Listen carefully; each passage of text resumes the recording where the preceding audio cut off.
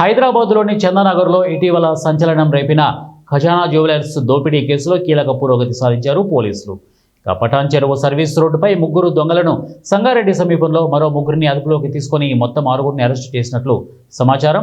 2 బైకులపై దుండగులు 7గురు పారిపోతుండగా చాకచక్యంగా వారిని పట్టుకోవడం పోలీసుల చురుకుదనానికి నిదర్శనమైంది. ముఖానికి మాస్కు, తలపై క్యాపు, చేతులకు గ్లౌజులు వేసుకుని వెళ్తుండగా వీరంతా పట్టుబడ్డారు. దొంగతనం చేసిన బైకులనే దోపిడీకి వాడినట్లు గుర్తించారు పోలీసులు. ఈ దోపిడీ వెనుక అంతర్రాష్ట్ర ముఠాల హస్తం ఉందా అని కూడా పరిశీలిస్తున్నారు. చందానగర్లో ఉన్న ఖజానా జ్యువెలర్స్లో మంగళవారం ఉదయం షాప్ తెరిచిన వెంటనే ముసుగులు ధరించిన 6గురు దుండగులు షాప్లోకి చొరబడ్డారు. తుపాకులతో సిబ్బందిని బెదిరించి లాకర్ తాళాలు ఇవ్వాలని డిమాండ్ చేశారు.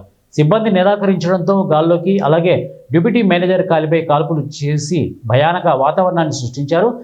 అందిన కాడికి దోచుకొని అనంతరం సీసీ కెమెరాలను ధ్వంసం చేసి ప్రదర్శనలో ఉన్న వెండి ఆభరణాలను దోచుకొని పారిపోయిన విషయాన్ని వెంటనే షాప్ సిబ్బంది సైబరాబాద్ పోలీసులకు సమాచారం అందించారు.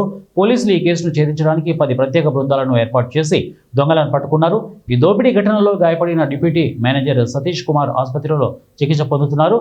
దోపిడీ ముఠాను అరెస్టు చేసినట్లు పోలీసులు, సైబరాబాద్ పోలీసులు నిర్ధారించాల్సి ఉంది.